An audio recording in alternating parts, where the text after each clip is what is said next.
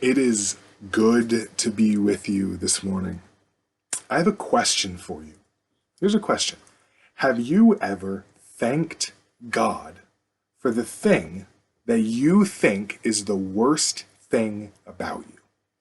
Maybe it's the way you look. Maybe it's the way you talk. Maybe it's a particular spiritual struggle that you have constantly. Whatever it is, have you ever thanked God for it?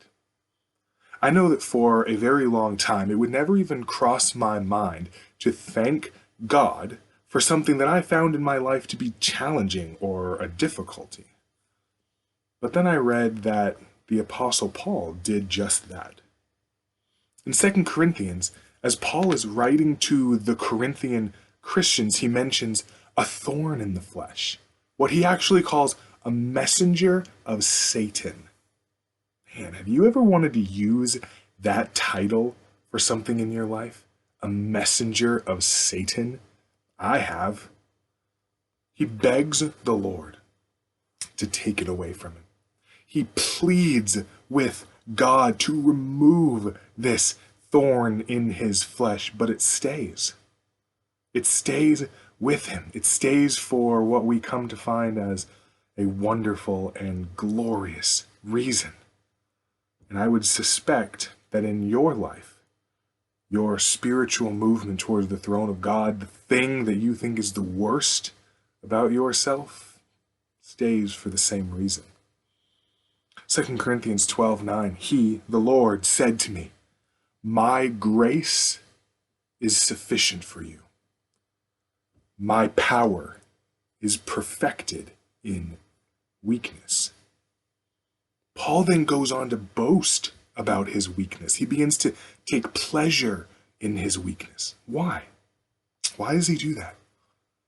Because in our weakness, Christ is made strong in us.